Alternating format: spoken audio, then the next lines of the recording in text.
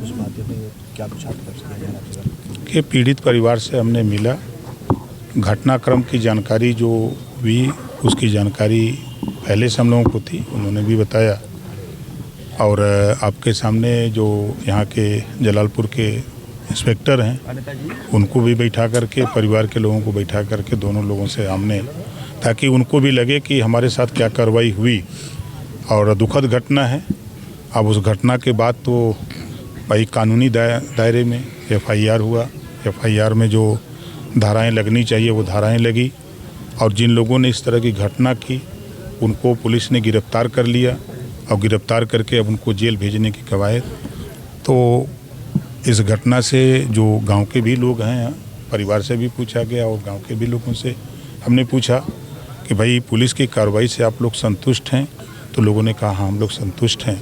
आगे किसी प्रकार की कोई दिक्कत हो तो आप इंस्पेक्टर को बताइए, SP को बताइए, CO को बताइए, हम लोग हैं, हम लोगों को बताइए।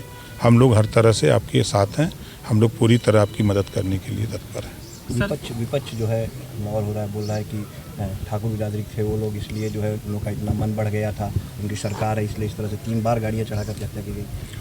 देखिए वो विपक्ष का काम है। कानून की बात हम करें तो कानून के दायरे में घटना के बाद FIR, अगर FIR न हुई हो तब विपक्ष कहे, FIR के बाद गिरफ्तारी न हुई हो तब विपक्ष कहे।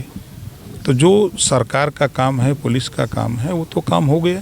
सर, जीरो टॉलरेंस के लिए सरकार जानी जाती है, लेकिन इस घटना की पुनरावृत्ति नहीं रुक पा रही है। अभी पिछले 10 दिन ही हुआ है मिर्ज़ापुर की घटना, शायद सहयोगी पार्टी की अनुप्रिया पटेल किस तरह से सोशल मीडिया पर वीडियो तैर रही है, पुलिस अफसरों के साथ कहा सुनी हुई, और 10 दिन भी नहीं हुआ फिर एक बार पुनः जो है कि घटना की पुनरावृत्ति हो गई। तो ये जीरो टॉलरेंस जो है कि धरातल पे कहीं परिलक्षित नहीं हो रहा है, इसको लेकर आप क्या कहेंगे? देखिए आप उसको दूर तक सोचिए। जीरो टॉलरेंस की नीति जो बताई जाती है उसका व्याख्या जरा पढ़िए। इस प्रदेश में पिछली सरकारें जो थी, सपा की गवर्नमेंट में 815 दंगे हुए, 1300 जन की हानि हुई।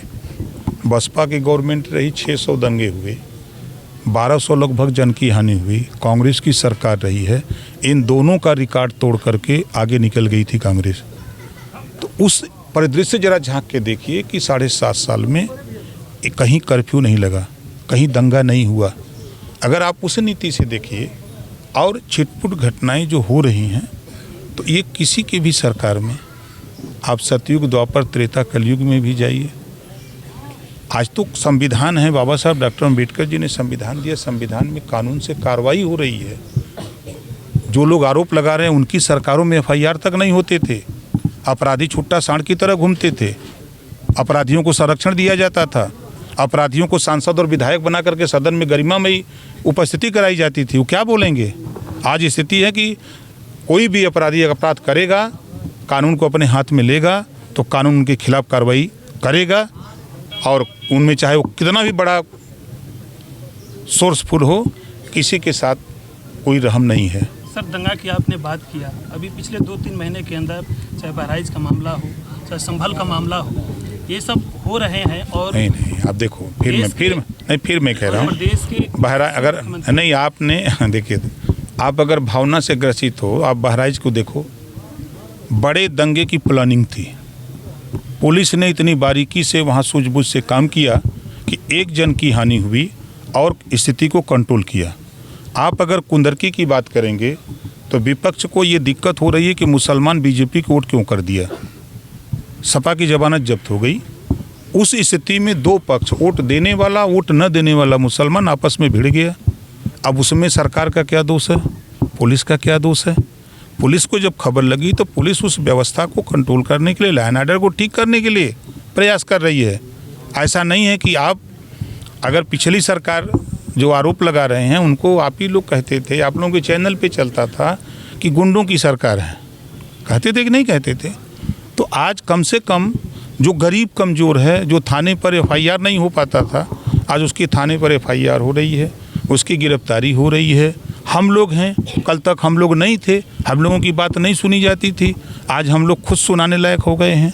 तो हम लोग भी उस काम में गरीबों की मदद के लिए हम लोग काम कर रहे हैं। आप जौनपुर में हो, आप जौनपुर में, अगर जौनपुर की अगर हम बात करें तो पिछले 1 महीनों में यहाँ पे क्राइम का ग्राफ देखा जाए तो काफ़ी बड़ा। एक ताइक्वांडो खिलाड़ी है, 30 तारीख को दीपावली के एक दिन पहले जो है उसकी गला काट करके निर्मम हत्या कर दी जाती है जफराबाद विधानसभा क्षेत्र, विधायक जी का ही गाँव है, आप ही के विधायक हैं। और वहीं पे मछली शहर थाना क्षेत्र में जो है एक नाबालिग। कहाँ हमारे विधायक जफराबाद में? वो हमारे विधायक हैं, आपके नहीं है। सपा के टोपी लगाते हैं, सपा के मीटिंग में जाते हैं, सपा का झंडा लेके घूमते हैं, पूरे समाज को धोखा देते हैं। ऐसे व्यक्ति की बात करते हैं। जिस व्यक्ति ने पार्टी को लात मार के चले गए समाजवादी पार्टी में, वो हमारे विधायक हैं। ऐसे विधायक तो जनता जवाब देगी, आने दीजिए चुनाव। वोट लेने के बाद लोग जिस तरह का धोखा कर रहे हैं, विधायक बनाया गया कि गरीब कमज़ोर के बस्ती में जो सड़कें नहीं बनी हैं, नाली नहीं बने हैं, नापदान नहीं बने, उसको बनवाओ। तो सपा का टोपी लगा करके, सपा का साफा लगा करके बड़ा नेता बन गए हैं। वो किस्मत थी, दुर्भाग्य था कि मैं बहुत ईमानदारी से काम करता हूँ। मैंने जो वादा करता हूँ। मैंने कह दिया था अखिलेश जी से, तो लोगों के कहने पर, अखिलेश के कहने पर दे दिया टिकट, और नहीं तो हम लड़ाने वाले नहीं थे। उस विधायक की बात कर रहे हैं जिस विधायक को अकल नहीं है कि हम कहाँ से जीते हैं, किसने वोट दिया, किसने टिकट दिया। ऐसे लोग हमारे विधायक नहीं हैं, वो समाजवादी पार्टी के विधायक हैं। आप चले जाइए उनके घर एक दिन ज़रा, आप उनको देखिए, या कहीं मंच पे नहीं देखते हैं उनको, टोपी लगा किसकी बैठते हैं? अगर वो हमारी पार्टी के होते तो हमारे साथ रहते ना। उनकी विधानसभा घटना है ना, आए, उन्हीं के गाँव की घटना है। वो आए यहाँ? नहीं आएंगे, नहीं आएंगे। लेकिन उनका रोल क्या है? हम राष्ट्रीय अध्यक्ष हैं ना, आप बताओ, हमारी पार्टी के विधायक हैं।